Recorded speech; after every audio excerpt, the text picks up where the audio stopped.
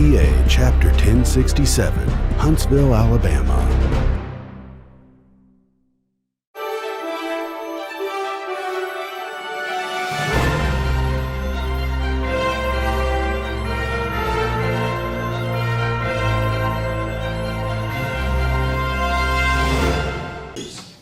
Cooperation with the visit with the Wall of Veterans Traveling Vietnam War Memorial. We have an outstanding group of speakers today. In just a few minutes, General Lee Stewart will speak. General Stewart is a Vietnam veteran and a NASA astronaut. At 11 p.m., we'll have a short ceremony honoring our country's flag and our missing veterans, followed by our featured speaker, Mr. Joe Galloway, noted author and a real wartime correspondent. At 1:30, General String will be speaking on his experiences during 3 tours in Vietnam in the Special Operations Group as commander of the Light Force, and he has a special relationship with a gentleman by the name of John Wayne. He'll explain that. But it's now my extreme pleasure to introduce Brigadier General Bob Stewart, who flew more than 1,000 combat hours from August 1966 to 1967, primarily as a fire team leader in the Armed Helicopter Platoon A Company 101st Aviation Battalion. He has military and civilian experience in more than 40 types of aircraft, including helicopters. He has logged over 6,000 total flying hours. General Stewart became a NASA astronaut in August 1979. He served as mission specialist on STS-41B in 1984 and STS-51J in 1985. He has logged more than 289 hours in space, including about 12 hours outside the capsule of EVA. General Stewart is a Vietnam warrior of exceptional accomplishments. I give you Brigadier General Bob Stewart, a warrior and astronaut.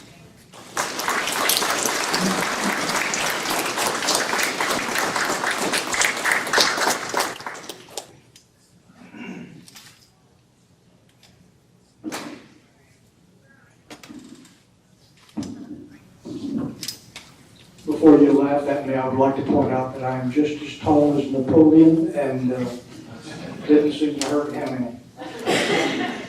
I very much appreciate the chance to participate in these ceremonies today and in this exhibition of the Wall that Heals. You all know it's a replica of the curiously moving memorial that's in Washington, D.C. I remember my first visit to the Wall. I expected it to be just another tourist stop. It was far from that. My very soul was moved when I saw the names of my fellow soldiers. Eerily, in the middle of this city, the silence and the respect people were paying at that wall were palpable. Little teddy bears and other memorabilia that were stacked at the foot of that wall by the grieving families just clutched at my heart. And I silently wondered how the world would be different if I was never able to make the poor feeble contributions that I was allowed to make to the Army, to the space program, to the country. You know, we all impact history in one form or another, and there are over 58,000 names on that wall of people who will never be able to realize their dreams. Now, you might look around and notice that a lot of us veterans around here today are getting kind of old. And that's pretty good for you because we have no reason other than to tell you exactly how we feel about the Vietnam conflict and our impressions of it. So let's begin with a rather unpleasant truth about the Vietnam War. The armed forces of any nation exist primarily to kill people and blow things up that are deemed a threat to either my troops or my country. And while it is true that only a small population, or a small percentage of military people actually pull the triggers or drop the bombs that do the killing, it is wrong to think that any one of us can escape the moral implications of war. The politician who chooses to kill and destroy from a position of complete safety through the use of a B-52 wing is just as culpable in the slaughter as the pilot who drops the bomb or the grunt who looks his enemy in the eye and then takes his life. And the politician bears the total burden of deciding when and where to send us warriors into battle. Karl von Clausewitz first said it, political objective is the goal of war, and war is the means of achieving. In Vietnam, the political goal was to halt the spread of communism in Southeast Asia. In accordance with the domino theory of the spread of communism, turns out that was wrong. But don't blame the warrior. Or the OSS operator who were telling the politicians that Ho Chi Minh was a professed communist, but he was much more of a nationalist. And these people were ignored. Look to Washington and the people that you and I choose to send there to make decisions in our name. It is interesting to me that Sun Tzu, in his book, The Art of War, written 450 years before Christ, lists 3 ways in which a ruler can inflict misfortune upon his army. His most resounding way was, when ignorant of military affairs, to participate in their administration. Shaolin amplified this comment with, "No evil is greater than the commands of the sovereign from court." Echoing this sentiment, Chang Yu added, "In recent times, court officials have been appointed as supervisors of the army. This is precisely what's wrong." I can just see Lin Sang-ju's frustration when he added, "This is like gluing the pegs of a lute and then trying to tune it." So there we have it. In a book written 450 years before Christ, a stinging analysis of the Vietnam War. Our sovereign, Lyndon Johnson, wanted to direct platoon tactics from the Oval Office and to decide when we could or could not return the gunfire of our enemy. Our court official, appointed as supervisor of the Army, his name was Robert McNamara, devised ludicrous rules of engagement which were the glue in the pegs of our lutes. There should be only one rule of engagement. Return enemy fire immediately and decisively. And one goal, win. It would likely work because soldiers are not trigger-happy morons. The Army we fielded in Vietnam was the most educated force the U.S. Army had ever put into the field. And these little simple rules of engagement would work because basically, initially taking a life is hard. And it should be hard. But it quickly becomes easier. I make no judgment about this, whether it's good or bad, it's just the way it is. The morality is found in the motive even more than in the act. Maybe if the politician realized that the only thing setting him or her apart from the warrior is the choice of weapons, they would exercise a bit more thought before committing the real warriors to battle while effectively putting hobbles on our horses. Most of us will think that killing another human being is wrong, because throughout our lives we've been taught in our schools, in our churches, that this is true. But when we become members of the Society of Warriors, we have to set aside those teachings and be willing to do the unthinkable. Our morality is not discarded even while it becomes adjusted to an overriding sense of survival. The warriors are intimately involved with death, pain, and suffering because not only is it happening to us, but we are inflicting a lot of it on our enemy. So we, and those who send us, had better know why we're doing it and be convinced that there is an ultimate good to come from it. Warriors can do their jobs only if they believe in something far more important than themselves. Now, what might that be? I've thought about this a lot, and I've come up with an idea that at many different levels, there is one basic idea that's the foundation, and that is love. I love my country because it is the last bastion of freedom in this old world of ours. It's worth any sacrifice to preserve that idea of individual freedom. Liberty through laws, laws through liberty. a loss for liberty. What a concept. I firmly believe, and foreign journalists, in particular Canadian and British journalists, agree, that if the United States fails to safeguard the idea of individual liberty, the idea of individual liberty will soon disappear from the face of the earth. What price are we willing to pay to assure these blessings of liberty?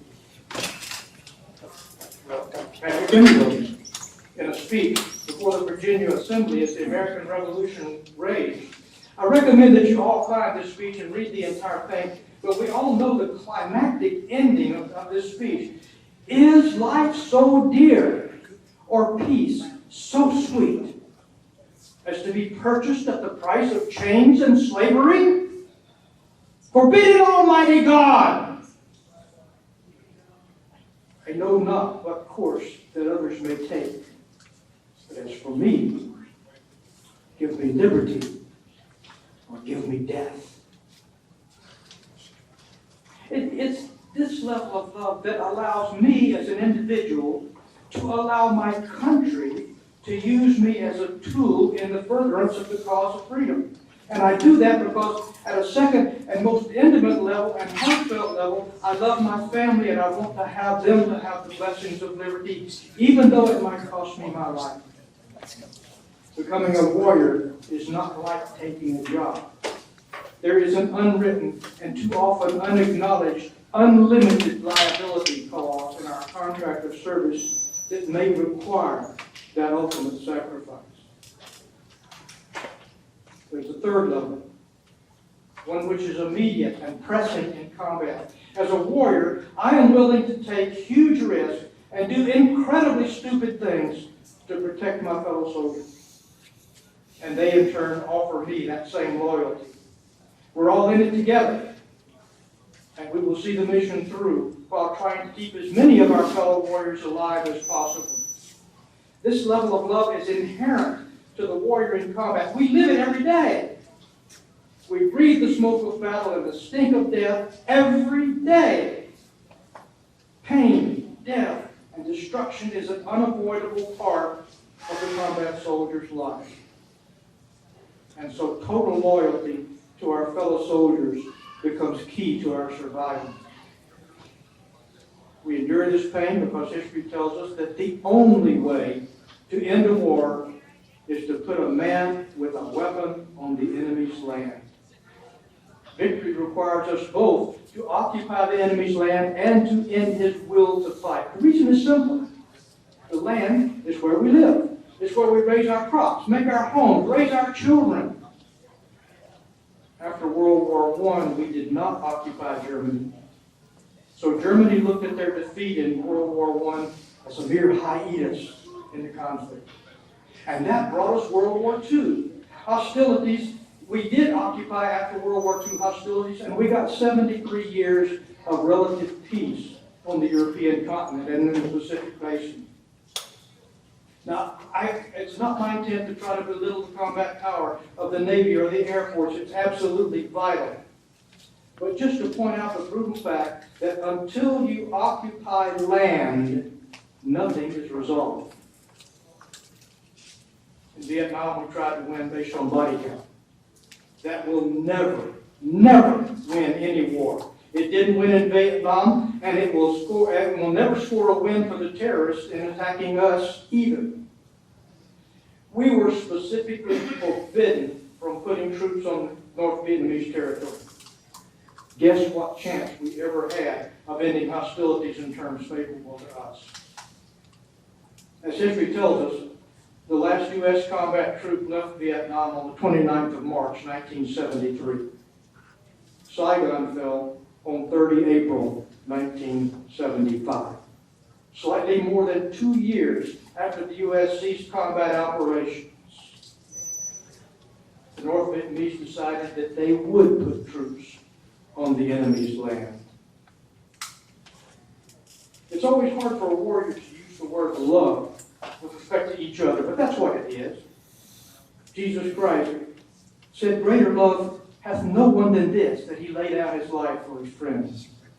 It all boils down to that basic idea of love. Sounds almost religious, doesn't it? In many ways it is. Warriors do not fight because they hate the enemy in front of them. They fight because they love the people behind them and their fellow warriors fighting beside them. There is a spiritual reality that exists in the warrior, even in the absence of religious belief. That spiritual reality forces the warrior to be in touch with his own mortality and his place in life, far more than those of any of the society that we defend. The word selflessness comes to mind. Want to see teamwork? Forget the NFL and watch a squad of infantry extricate itself from an ambush. Earlier I mentioned modifying ethical beliefs in the situation. People who have never encountered automatic weapons fire love to decry situational ethics, as if ethics were some absolute, morally inviolate law. But in 1963, Professor Sylvester Thiessen of St. John's University in Minnesota wrote this: "Moral rules are unchanging in themselves. However, in a barbarous society such as international society tends to become whenever vital issues are at stake, these immutable moral rules must take a lower, more primitive form. One must continue to apply moral rules. One must continue to discriminate between permitted and prohibited behavior. But barbarous circumstances allow the use, in fact, demand the use of coercive means which would not be permitted in a law-abiding world society. Inflexible allegiance to abstract principles may result in irresponsible inaction." I'll refer back to World War II. To fail to take action against the moral horrors of the Holocaust in Europe or the rape of Nanking in Asia would be wrong. Yet once war was undertaken, both Germany and the Allies agreed that the city of Paris be spared as a cultural treasure. And unilaterally, we decided that the soul of Japan, existent in the city of Kyoto and the Emperor's Palace in Tokyo, be spared. Moral laws were not suspended. They just took on a more primitive form. Perhaps the least talked about aspect of combat, and one which shocks the non-warrior, is that it can be exhilarating. I have never felt so much alive as when I was looking death in the face. I remember a day when a machine gun had to be taken out or my friends were going to die, and so I muttered my standard phrase when I was about to do something incredibly stupid, and that is, "Oh shit," and then went for it. The enemy's bullets stitched across the nose of my helicopter, taking the right foot off of my co-pilot gunner. He forgave me, by the way. And with the grace of God and a well-placed bunch of pipes, I would be dead. I was scared out of my wits. No superheroes on TV are ever afraid. What does that make me? Mark Twain pointed out that without fear, there can be no bravery. If lack of fear were the criteria, the bravest animal in the world would be the flea, whereas it is merely the stupidest. I think it was Charlie Beckwith who defined bravery as being the only one who knows how frightened you really are. Fear may freeze a person into inaction, or it may galvanize every sense, every instinct in a person to attack and eliminate the threat as quickly as possible. I didn't spend my tour of duty doing this kind of stuff because I hated the Vietnamese people. I have a great respect for the Vietnamese people. I didn't do it to get a piece of colored ribbon to wear on my uniform. I did it because there was a threat to my friends.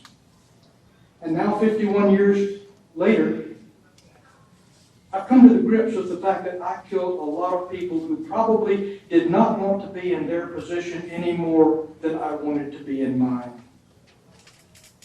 But I would do it again. if required. And while I think about it occasionally, I've never lost any sleep over it. Typically, after a day of insanity, when we were able to get back to our base airfield, we gun pilots would retreat to the bar and think about the day or the night. Did we really do that? Yeah, we really did that. Let's don't ever do that again. And we didn't until the next time we had to do that again, or something equally. Oh, by the way, I seldom drank when we did these retreats, not out of some abolitionist sense of the evil of drink, but because during the regular mortar attacks that we had, I'd much prefer to be airborne looking to kill the mortar crew than staying on the ground taking a steal shower. During the Civil War, Robert E. Lee commented on the exhilaration of combat. He said, "It's good that war is so hard, because we should grow too fond of it." And almost as a counterpoint, Douglas MacArthur said, "The soldier above all prays for peace, because it is he who must suffer the deepest wounds of war." The reason combat can be such a powerful stimulant is that sense of being on the edge, or being singularly focused on the job at hand, killing your enemy before he kills you. In combat, geopolitical issues are forgotten in the intensity of the moment. Power and focus are an intense aphrodisiac, and God help me, I loved it. I fed on it. And it scares the hell out of me to think of what I once did and what I am still capable of doing again under the right conditions. There are parts of me that live in my mind's shadowy regions.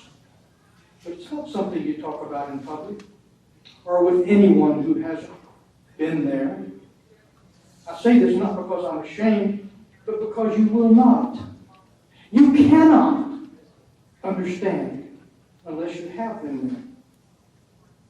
When I was in the middle of the fight, I wanted nothing more than to survive with my honor intact and return to my wife and baby daughter in the States.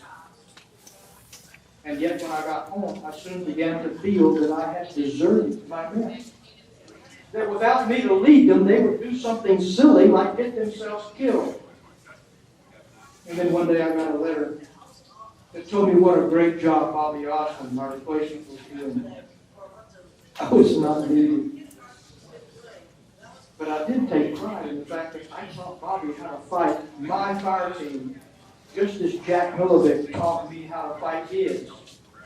To quote Kurt Vonnegut, so it goes. Leaders are replaced for one reason or another, and a new leader takes his place. If the old leader has done his job properly, the team endures. I've had a great career, but I have never been to an astronaut reunion, even though they have them every year. I resigned from the Society of Experimental Test Pilots because I saw egos, mostly unjustified, coming out that made me want to puke. But I have attended reunions of the 13th Combat Aviation Battalion. I proudly wear this yellow shirt because I feel the same way about my friends in the VHPA. I take great comfort in being with people I can trust with my life and who would trust me with their lives. It's not some back-patting platitude, because we did exactly that day in and day out on the far side of the world. I can accept the fact that not everyone is cut out for our warrior society, and that some people have moral beliefs that are not like mine. But the vast majority of Vietnam protesters didn't protest out of firmly held moral beliefs or keen geopolitical awareness. There are many non-combat ways to serve. Cowardice must be called exactly what it is. As of the 2000 census, the surviving Vietnam veteran population was 1,002,511. Today it's approaching 800,000. So all you vets out there, how does it feel to be in the final 30% of our generation? During the 2000 census, the number of Americans claiming to have served in country in Vietnam was 13,853,027. I find that incredible since only 2,709,918 were ever deployed to Southeast Asia. In the light of old age, a lot of folks are rethinking their former positions and stealing the valor that the warrior class actually earns. From pastors, politicians, people are regretting their sojourns to Canada and failing to take the decent path to just keep their mouths shut. Shakespeare, in the play Henry V, has the king explain this phenomenon. Get this idea of 450 BC, and now we're back into the 1400s. On the eve of the Battle of Agincourt, Henry spoke to his men, and he used these words, according to Shakespeare. Whoever does not have the stomach to this fight, let him depart. Give him safe conduct and crowns for his purse. We would not die in that man's company. Whoever lives past the day and comes home safely will rouse himself every year on this day, show his neighbors his scars, and tell embellished stories of all of his great feats of battle. These stories will teach his sons, and from that day until the end of the world, we in it shall be remembered. We few, we happy few, we band of brothers. For whoever has shed his blood with me shall be my brother. However humble his birth, this day shall grant him nobility. And gentlemen in England, now abed, shall curse themselves that they were not here, and hold their manhoods cheap whilst any speaks that talk with us upon St. Crispin's day. As a nation, we made many mistakes in the Vietnam War. And I think one of the most profound was that we sent our young warriors into combat and brought them home again, not as cohesive units, but as individuals. But a good warrior quickly integrates himself into his new unit, and those incapable of measuring up were just as quickly shipped out as a danger to the real warrior. When I got a levy to send one of my pilots to another unit, I sent the worst guy I had. The one who couldn't hack it when the shooting started. The hard part was that these were usually sent to non-combat units. But the rest of us also felt safer because we rid ourselves of someone we could not trust. Homecoming was another unique matter. Thanks to the modern wonder of the airplane, we could go from desperately fighting for our lives to home in 24 hours. There was no time to decompress, and no one with whom to share the feelings which are really unshareable with someone outside of our society of warriors. And no matter how tough we thought we were, everyone returning from combat actually needs that time. This came home to me one day when I fell asleep standing up in the shower. When I woke up, I was wedged into a corner, still on my feet. Tried to share with my wife, but I was totally incompetent at it. When I arrived at San Francisco International Airport at the height of the hippie movement, I felt surrounded by weird, hostile people, and for the first time in a year, I was unarmed. That feeling was primarily because I was surrounded by weird, hostile people. Guess how many of those people said, "Welcome home"? My best defense had always been to attack with everything I had, but I sensed that this would be frowned on in the middle of San Francisco International. As a returnee, you need to decompress. But if you talk about the actual things you've done, you'll be thought of as being boastful.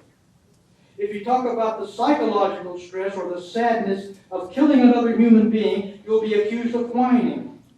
If you talk about the brutality of what you've done or what you've witnessed, you'll be called a brute yourself. Our fellow citizens would much prefer that we warriors just shut up about what we do, even though we do it in their name and by their indirect order. It hurts. The only way you can get through it is to be firmly grounded in why you're doing such a job. Such a grounding was given to our forefathers in 1768 by Josiah Quincy Jr.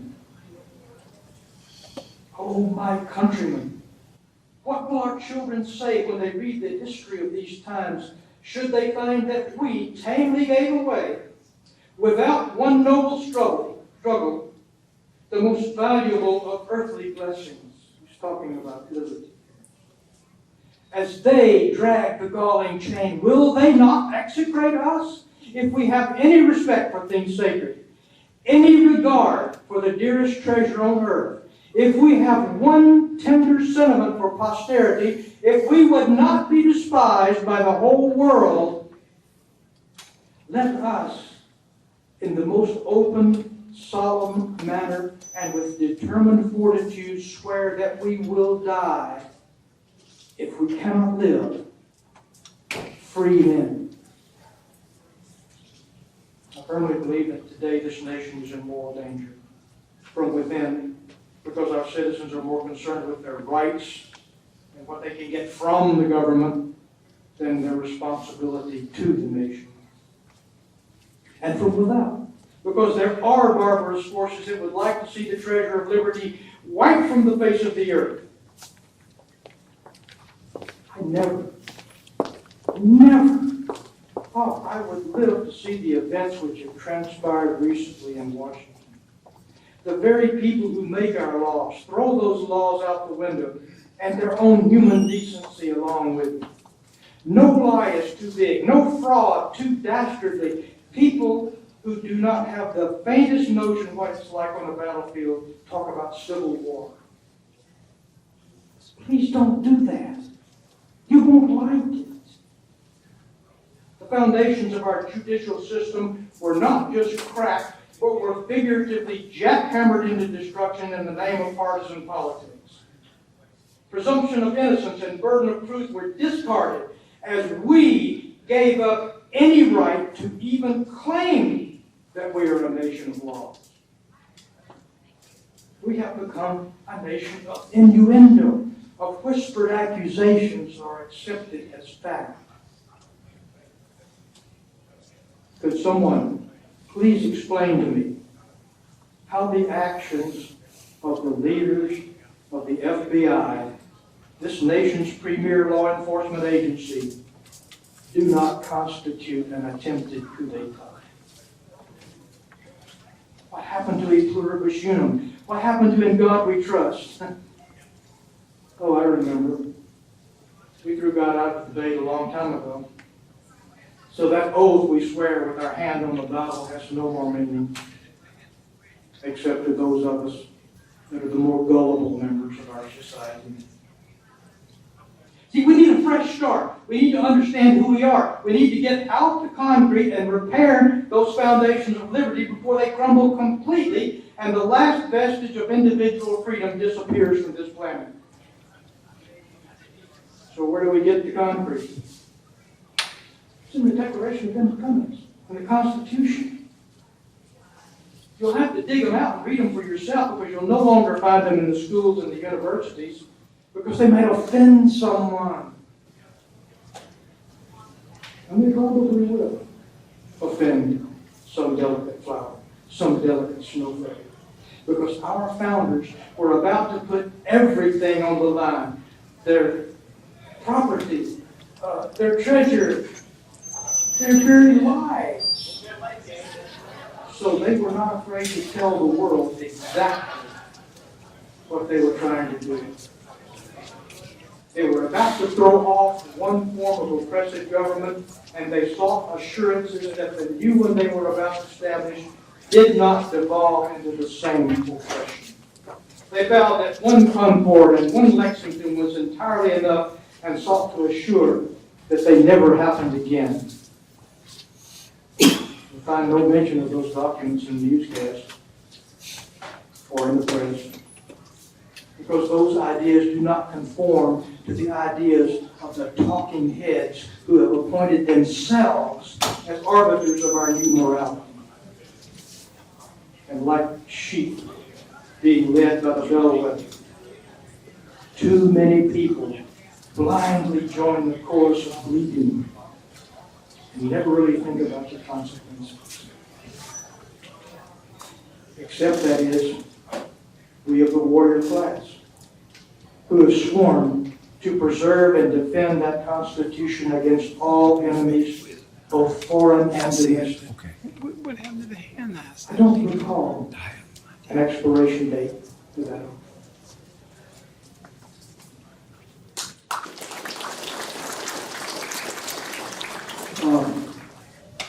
When I got to be an experimental test pilot, they had a crash siren in the housing area at Edwards Air Force Base, and when that siren went off, none of the ladies in the housing area knew who had just become a widow. And then she stood on the beach in Florida and watched her husband get thrown off the planet twice. I put my wife through stresses that most ladies do not have to endure. But we were just talking about this outside, that Veterans Day really should be a day to honor these ladies that have to sit back at home and wonder all the time. I know minute to minute whether I'm still alive. She doesn't.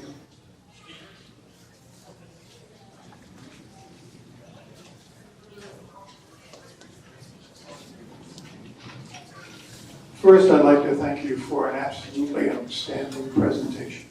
Thank you, sir. And I was wondering if you get to make that presentation to somewhat leftist groups who really need to hear it, and what kind of comments you get back.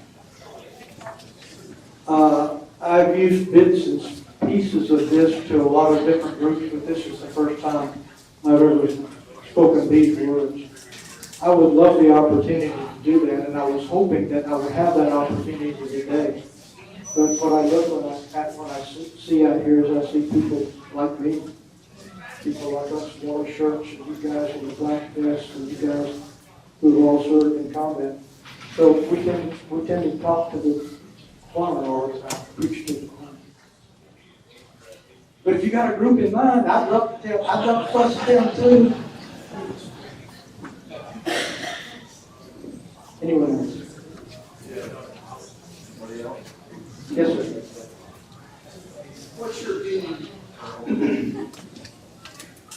your opinion about the all-volunteer Army? Is it going to be as important to us in the future as our history of having conscripted army? I have very high hopes for an all-volunteer Army, and we've been evolving that way. The statistics are in World War II, 30% of our soldiers were volunteers, like 66%. It's about 1/3, 2/3. 1/3 were volunteer, 2/3 were drafted. In Vietnam, those statistics were precisely reversed. 2/3 were volunteers, and 1/3 were drafted.